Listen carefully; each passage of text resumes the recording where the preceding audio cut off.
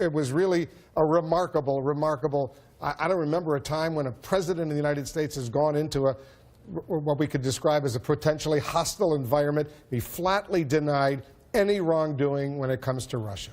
Let's go through the news first and then take on the whole press conference. He made some news. He talked about how they're going to be offering an Obamacare alternative in early March.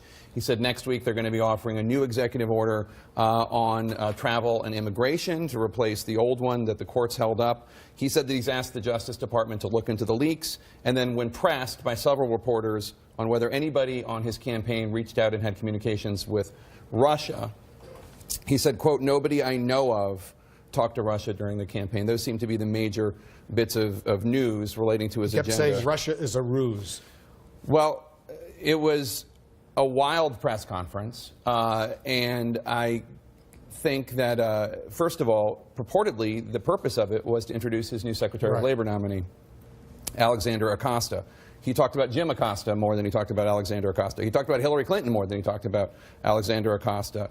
He spent the first part of his remarks talking about accomplishments that he thought the media, the fake media, whatever he wants to call us, were not paying enough attention to.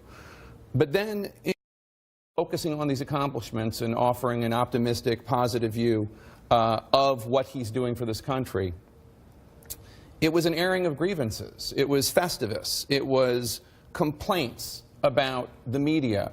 At one point he said the leaks were real, but the news is fake, which doesn't make any sense whatsoever. He said things that were not true. Peter Alexander from NBC pointed out one of them when he said he had the biggest electoral victory win since Ronald Reagan. That's not true. Clinton, Obama, George H.W. Bush, all were bigger, but moving on to that.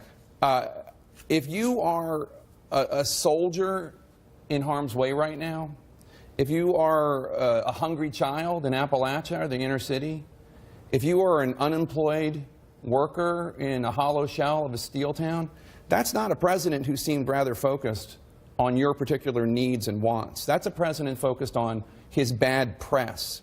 It was unhinged, it was wild, and I can't believe that there are Republicans and on Capitol Hill and in the White House who don't understand that might play well with the 44% of the population that voted for the president. But a lot of Americans are going to watch that press conference and think, that guy is not focused on me. I don't even know what he's focused on. And it was, as I said, it was an hour and 15 minutes.